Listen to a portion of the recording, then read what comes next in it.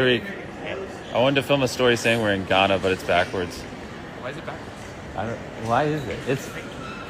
All right, In the past year, MrBeast has been to Ghana twice. And people are asking questions. Is it because he's doing a show? Is it because he's doing a project? He's coming to do some game show over here? No. It's about cocoa and child labor. I have the full gist for you. Now, last year, 26th April 2024, MrBeast was sighted in Ghana and it became big news. That's him. That's MrBeast right here on Ghana. All day that I actually decided to step out and work outside the house or outside my studio, and I bumped into MrBeast. I actually walked up to him and said hi to him and asked if it was him. He said yeah, and he's a really nice guy, really nice child. Those are his crews and all. Yeah, he came to buy some food before he left the country. A lot of people didn't know. Almost a year later, today, 20th March 2025, MrBeast has posted on his Instagram story that he's in Ghana, and you can see Tariq also in the video. Tariq, I wanted to film a story saying we're in Ghana, but it's backwards. Why is it backwards? Why is it? It's... All right, I'm gonna look so stupid. Oh, I'm posting this. When MrBeast came to Ghana, people were asking, is he coming to share money? Me, I want money. Only you should give me $25,000. but MrBeast is not here to share money, at least not to regular people, but to help children. And I have the full gist for you. I'm the Headless YouTuber. This is Headless Reactions. Alatiari, Yanko.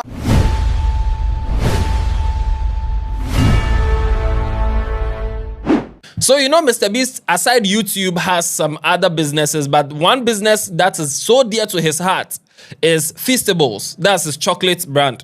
According to him, it's the largest ethically sourced chocolate brand in the world.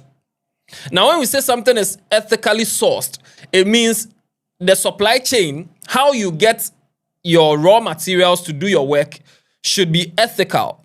Like maybe you're not using slave labor, you're not using child labor and all those things. Now, when MrBeast got into chocolate production and he started Feastables, he was getting his chocolate from Peru. And then when his brand started getting bigger and bigger and bigger, he was told that majority of the world's cocoa come from West Africa. So he should like move his supply chain to West Africa. He should start getting cocoa from West Africa for his factory to produce the Feastables. So he did some research, and that was when he found out that about 46% of labor force on the cocoa farms in West Africa are children. And so he had an idea to ethically source his cocoa or his raw materials for it. And that's why he has been coming to Ghana. Last year, he was in Ghana. We didn't see any video on YouTube. This year, he's in Ghana. We will not see any video on you. At least we will not see a video of him doing the normal challenges. But he's here to feed the children and to help the children get off the cocoa farms. He was in an interview on that channel, Diary of a CEO. Yes, he was in an interview, I think last month or two ago. And in that interview, he spoke about some of the challenges he faced. First of all, he said producing cocoa, as in Feastables, gives him as like an equal joy of creating YouTube videos. And if you know MrBeast or you've listened to most of his interviews, you know he's very particular about creating YouTube videos. But he's saying that creating or producing his chocolate brand Feastables gives him equal joy as YouTube. So he really wants to get it right. Why? Why does that matter so much? And when you say ethical sourcing, what's the difference between what you do and what normal chocolate companies do? Big chocolate in America. Well, the big thing is when I got into chocolate, I didn't know any of these things. We used to source our cocoa from Peru, cacao, which, you know, ethical sourcing is not really an issue there. But the problem is majority of the world's cocoa comes from West Africa. And so as we got bigger, you know, everyone's like, hey, you need to switch your supply chain to West Africa. I'm like, cool. And so then I started studying and reading up about it, and I noticed that 46% of labor in West Africa on cocoa farms is child labor. And I was like, that can't be accurate. And then I started digging deeper and deeper, and I was like, holy shit, it's just almost half of labor is child labor. Now, he said when he started producing the chocolates, he realized that most of the major chocolate companies in the world are getting their cocoa from West Africa. And he has seen the child labor situation in West Africa. So he had a meeting with all these cocoa, the big brands, and told them that can we find a way of, getting our cocoa without all this child labor and encouraging child labor and stuff? They said no. And so I started talking to all the big chocolate companies, or not all of them, but as many as I could get a hold of. And I was like, so what do you guys do about this whole child labor thing? And they're constantly just telling me, like, it just is what it is. That's how chocolate always has been. And I was like, whoa, you guys make like $1 billion a year in profit. You don't see an issue with that being on the back of little kids? And they're like, no. He also said that he was doing a documentary and he met with a very big supplier of cocoa. A very big supplier. He didn't want to mention the person's name, but then he was talking to the person and he even wanted to pay extra for his raw cocoa beans, just to ensure that maybe he doesn't get the cocoa from the farms that use child labor. And he was just trying anything possible to end the child labor in the cocoa farms. And the people said no. And they actually said it on camera.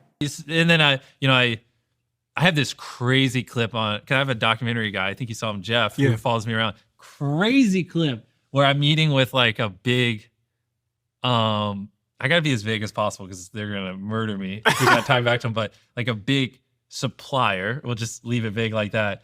And I asked them, I was like, so do you have any way I can pay extra to not use child labor or anything like that, or any options? And they were just like, no. And my literal documentary guy is just like filming, and I'm in like this big boardroom, and I look at the camera, I'm like, holy shit, they just said that on camera. And so I did all this research, and it was just like, yeah, no. And especially in America, like there's some European chocolate brands that, try, but in America, like really no one really cared. I mean, there's plenty of options and plenty of time to fix it, plenty of money to fix it. So that just kind of honestly pissed me off. And like that, so then I just was like, how do we solve this? And so then it sent me down the rabbit hole. Everything points back to like, to the reason chocolate in America is so cheap is because they just don't, not the reason, but one of the reasons they just pay the farmers so little. Like farmers make less than $1 a day. So like because of that, they're forced to use child labor because, I mean, they literally just don't even have money to pay someone who's not a child. So right now, MrBeast is on a mission, and his mission is to make sure that his company, which is the Feastables, gets $1 billion annual revenue, at the same time being ethically sourced and then being profitable. That's his goal right now, to make sure that $1 billion in revenue annually while being ethically sourced and then being profitable, so that he can go to all these other companies, these big chocolate production companies, and go and tell them that I've done it. That means it's possible. We can do it. How many kids do you think are in child labor in West Africa, just on cocoa farms? You might have saw it in that 5,000? No, it's 1.5 million. You're joking. Yeah, it's over 1 million. It's crazy. So what we need to do is we need to, in my head, get to $1 billion a year in revenue as fast as possible while being ethically sourced and being profitable. A big part of it is we have to be profitable while doing it, because then I can point and go, look, we achieve scale ethically, making money. It's not that you can't do it. You just don't want to. And then, and maybe we give them the benefit of the doubt. Maybe they just truly don't know how to do it at scale, and maybe they'll be like, oh, I guess it is possible, and they'll start to change the ways. More than likely they won't. But over time, I hope we can just shine a light on it using my platform and, just show the model works. And then, I don't know. MrBeast posted on X, he said that to help get kids out of child labor on cocoa farms in West Africa, we started giving away free breakfast at schools. Kids are more likely to go if they know they will be fed. So according to him, right now, they're coming that he came to Ghana and he came to share food for children in schools so that they know that if there is food, we will go. But if there's food and the person's father said, you will not go, let's go to the farm. MrBeast, you are not here. Oh, you come and share the food and go.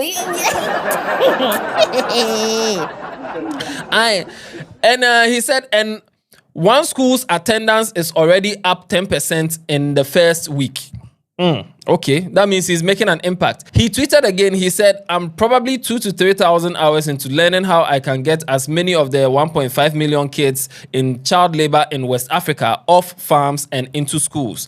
I've surrounded myself with the greatest minds, and I feel like I know more about child labor in Africa than I do YouTube now. LOL.